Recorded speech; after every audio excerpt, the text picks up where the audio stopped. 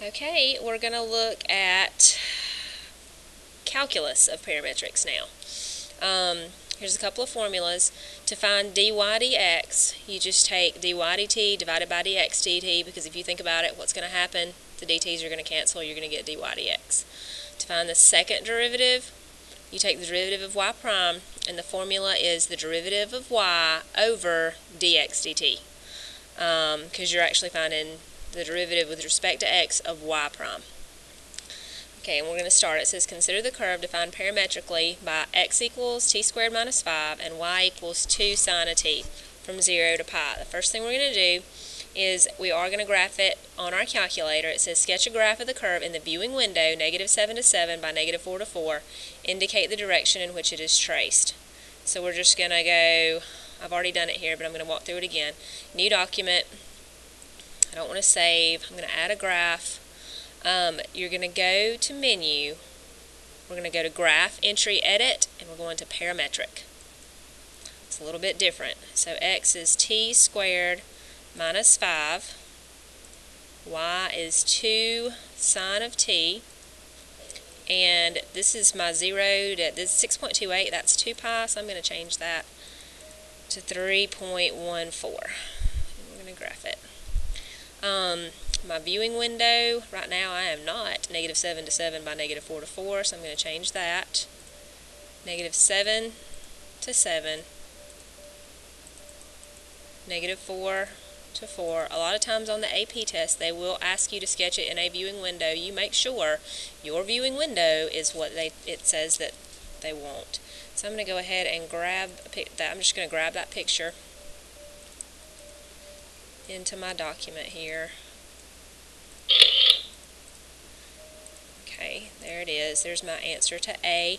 I'm not quite done with it because it says indicate the direction in which it is traced. Now on the old TI-84, it actually will graph it for you slowly. Well, this does not, so we're going to have to figure out the direction. It's either going to start here and go that way, or it's going to start here and go that way. So how do you think we're going to do it? I don't know, let's fill in 0. 0 squared minus 5. So x is -5. 2 sine of 0. Well, sine of 0 is 0, so 0. So this is my first point, so my direction is going to be this way.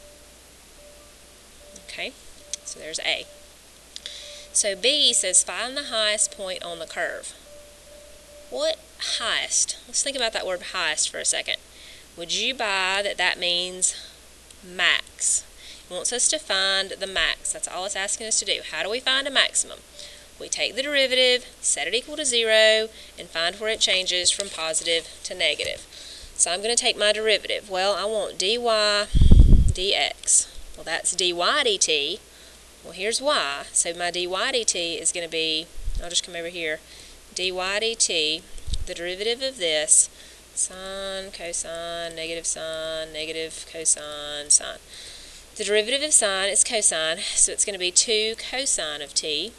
And dx dt will be 2t from here.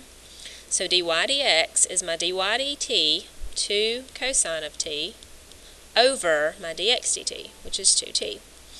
Alright, so I'm going to do what I've done since the beginning of calculus, since we first learned to take a derivative.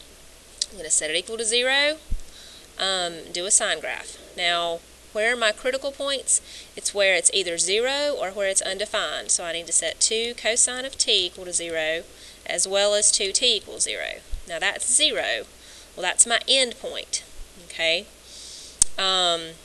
So here I'm going to divide by 2. Where is cosine 0? Cosine is 0 at pi over 2. Think about your unit circle. Okay. So now I'm going to do a sine graph. Pi over 2, and I have 0 and pi as my ends because I'm on a closed interval. Okay, so I've got 2 cosine of t and 2t. Well, this is going to change. It's going to be negative here. It's going to be positive, positive.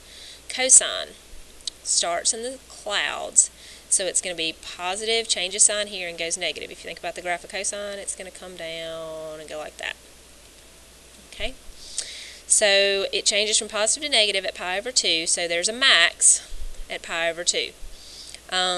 So then I have found my highest point. I need to also plug it into my curve because I want the highest point. That's an x, comma, y.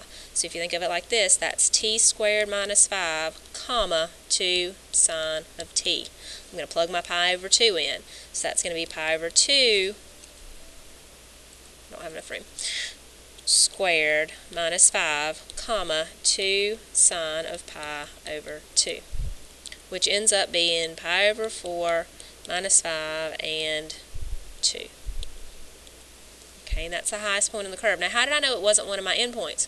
Because in A, I've already sketched the curve. It's not the endpoints. That's a low point, that's a low point, so it's here. I just found that maximum value right there. So that's B. C, find all points of inflection on the curve. How do you find a point of inflection? Second derivative where it changes sign. So C. Alright, my formula for my second derivative is dy prime dt over dx dt. Well, that's my derivative of my y prime. Well, my y prime is here. Okay. Wait. I need the derivative of dy dx. I need the derivative, that's an x, not a t. I'm sorry. So it's the derivative of dy dx, see, dy prime over dt, that is a t, over dx dt. So it's basically dy dx derivative, okay, over dx dt. So it's the derivative of this. So that is low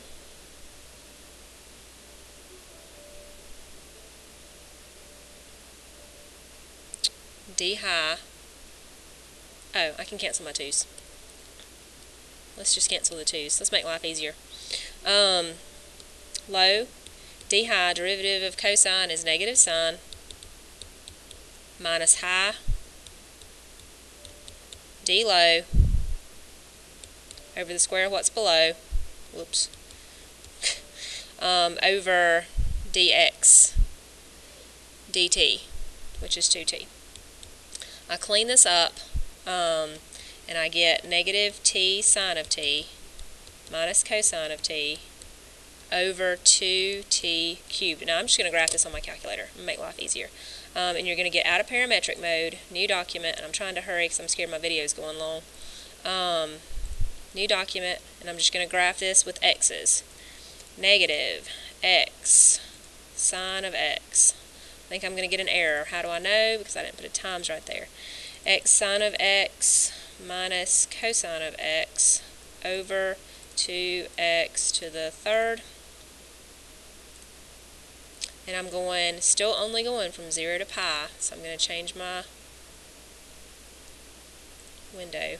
I think that there's a chance that I may have my calculator in degrees. I'm about to find out. Let me go ahead and see what it gives me. 0, it's somewhere in there. No, I don't. Never mind. Remember, you can hit the plus to make it give you the 3 decimal places. It's 2 point, yes, I am. I think I am. Let me check really fast. Settings, document settings. I'm in degrees. Got to be in radians. Got to be in radians. Okay, back to my current document. Let's try to find that again. Let's get rid of that. And let's find the 0.